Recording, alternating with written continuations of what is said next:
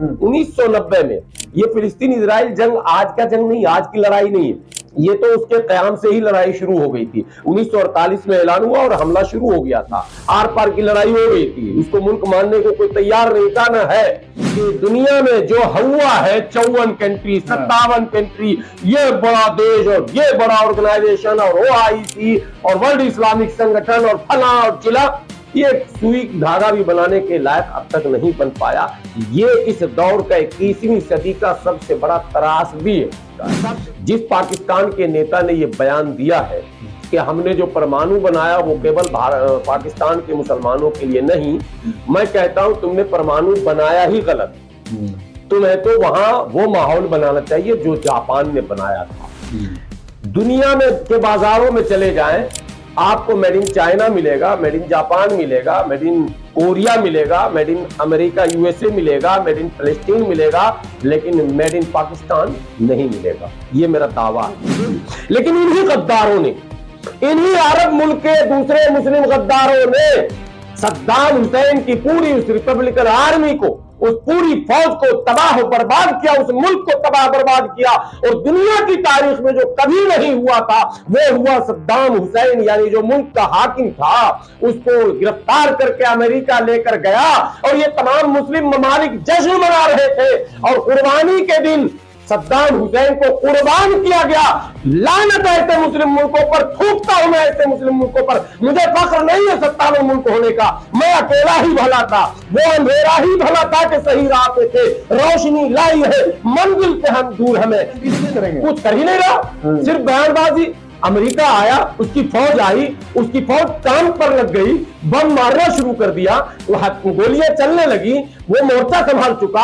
Britain आया, Britain की फौज आई, ऑस्ट्रेलिया आ गया, सब उसके पक्ष में वहां जमीन पर आ गया। ईरान करा है, आएगा तो मारूंगा, आएगा तो मारूंगा। 15 दिन हो गए, कब मारेगा भाई?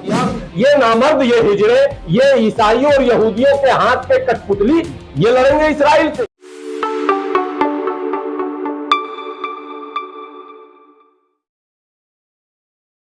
इजराइल और फिलिस्तीन का युद्ध जारी है। दुनिया दो खेमों में बट गई है। एक खेमा है जो फिलिस्तीन के साथ खड़ा है और एक खेमा है जो इजराइल के साथ खड़ा है।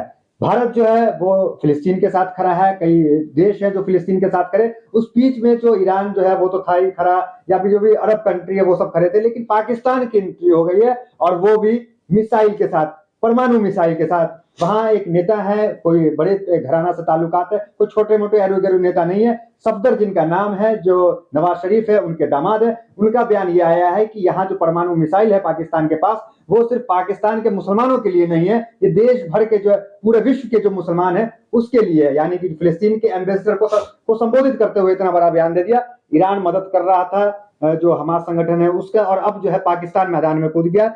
तो कैसे देख रहे हैं? एक तरफ अमेरिका खुल के जो है इजराइल के साथ है और फिलिस्तीन के साथ बयानबाजी लगातार जारी है, और पाकिस्तान भी कह रहा है कि एटॉमिक पावर वाले हम हैं और हम भी आ रहे हैं। देखिए, परमाणु शक्ति संपन्न होना कोई बहुत बड़ी बात नहीं है। देश केवल परमाणु के जो तकनीक हैं उससे महान नहीं होता। इस बात को समझना है कि ये जो दौर है ये है टेक्नोलॉजी का दौर, और वो टेक्नोलॉजी IT सेक्टर में जिसकी सबसे ज्यादा पकड़ है वही महान। आप अभी जो माइक हमारे सामने लगाए हुए हैं और जिस कैमरे से आप शूट कर रहे हैं, आपको शायद ये अविश्वसनीय, अकल्पनीय लगे कि हम भारत के लोग हैं, लेकिन भारत के लोग जिन कैमरों का इस्तेमाल कर रहे हैं वो भारत का नहीं, वो किसी और देश का होता है। चाहे वो जापान का टेक्नोलॉजी हो, चाहे वो चीन का टेक्नोलॉजी हो, या फिर अमेरिका और इसराइल का टेक्नोलॉजी। जिस इंटरनेट का हम इस्तेमाल करते हैं, गूगल, जिससे सारी दुनिया राह तलाशती है। आपको कोई चीज जानकारी लेनी हो, हाय गूगल बताओ, गूगल बताता है। गूगल कोई चार्जेस नहीं लेता, कोई फीस नहीं मांगता है। गूगल को आप सर्च करें, गूगल से कुछ जाने समझें, उसके फीसेस नहीं लगते हैं। आखिर गूगल का संचालन कौन करता है जो बगैर फीस के, खैराती, फ्री में इतनी बड़ी सर्विस, यहां तक के रास्ता आप गुम हो जाएं तो गूगल आपको रास्ता भी बता रहा है कि आपको इधर से जाना है। ये अलग बात है कि एक खबर ऐसी भी भारत में आई थी कि गूगल से जा रहा था और नदी में वो डूब गया, एक गाड़ी डूब गई थी। बहरहाल ये कभी कभी ऐसा होता।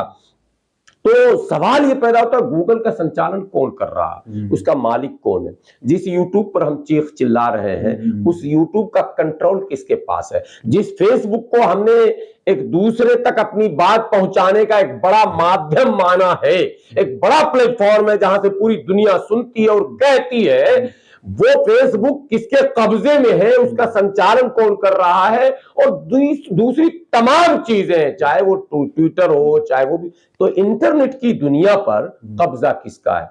जिस पाकिस्तान के नेता ने ये बयान दिया है कि हमने जो परमाणु बनाया वो केवल पाकिस्तान के मुसलमानों के लिए नहीं, मैं कहता हूं तुमने परमाणु बनाया ही गलत। तुम्हें तो वहां वो माहौल बनाना चाहिए जो जापान ने बनाया था। दुनिया में के बाजारों में चले जाएं, आपको मेड इन चाइना मिलेगा, मेड इन जापान मिलेगा, मेड इन कोरिया मिलेगा, मेड इन अमेरिका यूएसए मिलेगा, मेड इन फिलिस्तीन मिलेगा, लेकिन मेड इन पाकिस्तान नहीं मिलेगा। ये मेरा दावा। कोई चीज आपके पास भी नहीं होगा, आप सर्च कर लेंगे, नहीं मिलेगा। आपको हद कब होगी कि दुनिया में जो हुआ है 54 कंट्री, 57 कंट्री, ये बड़ा देश और ये बड़ा ऑर्गेनाइजेशन और OIC और वर्ल्ड इस्लामिक संगठन और फला और चिला, ये सुई धागा भी बनाने के लायक अब तक नहीं बन पाया। ये इस दौर का 21वीं सदी का सबसे बड़ा त्रासदी है। सबसे बुरे दौर से मुसलमान ये गुजर रहा। पहले के मुसलमान इजादात किए करते थे, कागज का आविष्कार मुसलमानों ने किया। आज जो बड़े बड़े जहाज जो पानी के ऊपर तैर रहे हैं, अब हम पीछे हो गए। जब पनडुब्बी और ये जो अमेरिका अभी भेजा है इसराइल की मदद में, वो तो अब बना। शुरू के दौर में जो टेक्नोलॉजी था वो संचालन मुसलमानों के हाथ में था। इराक ने आविष्कार किया, ईरान ने आविष्कार किया, अरब के देशों ने आविष्कार किया, तुर्की ने आविष्कार किया। आखिर कारण क्या बना कि हम आविष्कार की दुनिया से दूर होते चले गए। आज हैरत होगी, इन 57 देशों में फौजी ताकत अगर किसी के पास है थोड़ा बहुत भरोसे के लायक, तो 2 मुल्क बचा, एक ईरान और एक टर्की। कहा जाता कि ईरान और टर्की के पास कुछ ठीक ठाक फौजी ताकत है, टैंक है, तोप है, मिसाइल है और आधुनिक जो फौज होनी चाहिए वो मौजूद है। इससे पहले अभी मैं आ रहा हूं, इससे पहले 1990 में ये फिलिस्तीन इजराइल जंग आज का जंग नहीं, आज की लड़ाई नहीं है, ये तो उसके कयाम से ही लड़ाई शुरू हो गई थी। 1948 में ऐलान हुआ और हमला शुरू हो गया था। आर पार की लड़ाई हो गई थी, उसको मुल्क मानने को कोई तैयार नहीं था ना है। तो लड़ाई जब तब से चल रही थी, तो उस पूरे खित्ते अरब में जो भी मुल्क है, उस पूरे मिडिल ईस्ट के अंदर जो मुस्लिम ममालिक हैं, जो अपने आप को इस्लाम का हामी और झंडा बरदार भी कहते हैं, उसमें सिर्फ एक इराक मुल्क था जिसके पास फौजी ताकत थी, और उसने इस्राइल की ताकत को सामने रखकर अपनी फौजी ताकत बनानी शुरू की थी। लेकिन इन्हीं गद्दारों ने, इन्हीं अरब मुल्क के दूसरे मुस्लिम गद्दारों ने सद्दाम हुसैन की पूरी उस रिपब्लिकन आर्मी को, उस पूरी फौज को तबाह बर्बाद किया, उस मुल्क को तबाह बर्बाद किया। और दुनिया की तारीख में जो कभी नहीं हुआ था वो हुआ। सद्दाम हुसैन यानी जो मुल्क का हाकिम था, उसको गिरफ्तार करके अमेरिका लेकर गया और ये तमाम मुस्लिम ममालिक जश्न मना रहे थे। और कुर्बानी के दिन सद्दाम हुसैन को कुर्बान किया गया। लानत है ऐसे मुस्लिम मुल्कों पर, थूकता हूं मैं ऐसे मुस्लिम मुल्कों पर। मुझे फख्र नहीं है 57 मुल्क होने का, मैं अकेला ही भला था, वो अंधेरा ही भला था कि सही राह पे थे। रोशनी लाई है, मंजिल से हम दूर हमें, इसलिए मुझे ये रोशनी नहीं चाहिए। आप गिनाइए मत, वो सऊदीया है, बहरीन है, अम्मान है, कतर है, मस्कत है, अबूधाबी है, पर लानत है इन मुल्कों पर। ये अय्याश मुल्क है, ये नाफरमान मुल्क है, ये सिर्फ इस्लाम का सहारा लेकर, वो बैसाखी इस्लाम का लेकर टिके हुए हैं। क्या हैसियत है इसराइल की? वो तो 88 लाख खड़े हैं, 88 लाख बयान आता है, 88 लाख। मैं कहता हूं भारत के प्रधानमंत्री नरेंद्र मोदी जी, कोई हथियार मत दीजिए, हम लोग को इजाजत दीजिए। भारत के मुसलमान पैदल निमट देंगे, पैदल निमट देंगे इसराइल को, पैदल।